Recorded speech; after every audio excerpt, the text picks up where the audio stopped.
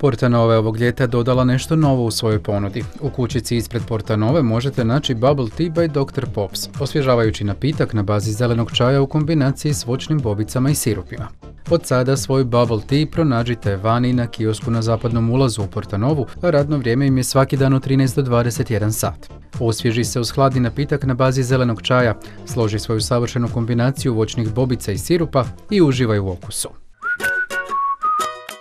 Sezona proljeće-ljeto 2023. mnoge je inspirirala na promjenu modnih stilova i izlazak iz svoje komfort zone, pritom se osjećajući ugodnije no ikad. Upravo komadi iz navedene kolekcije sada su u većini trgovina dostupni po nižim cijenama, jer počela su međusezonska sniženja. Trgovine nude vječne komade u koje se isplati uložiti. Pronađite fantastičnu obuću, odjeću, modne dodatke i još puno toga, sada po još povoljnijim cijenama.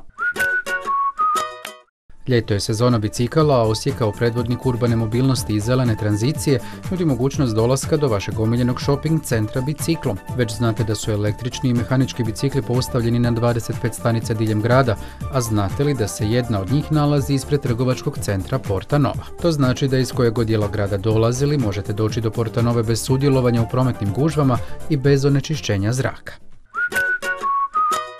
Ako želite vikend pun sadržaja prilikom posjete Portanovi, povedite svoje klince u Twister Fun Park igraonicu ili se zajedno s njima zabavite u Twister Arcade zoni.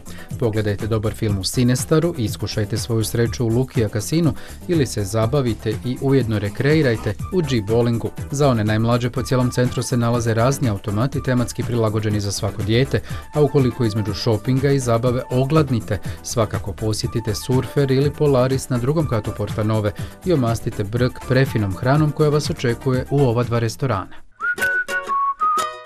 Na kraju škole i vrtića važno je dobro se opustiti i zabaviti. Upravo dječja kreativna radionica Legići za Legiće, koja će se održati u subotu 24. i u nedjelju 25. lipnja, idealna je prilika za to. U suradnji sa Informatičkim klubom Osijek, Robotičkim klubom Osijek i Zajednicom tehničke kulture grada Osijeka bit će organizirana radionica koja kroz igru s Lego kockama razvija dječje vještine, potiče njihovu prirodnu znatiželju i time dovodi do eksplozije kreativnosti, mašte i talenta.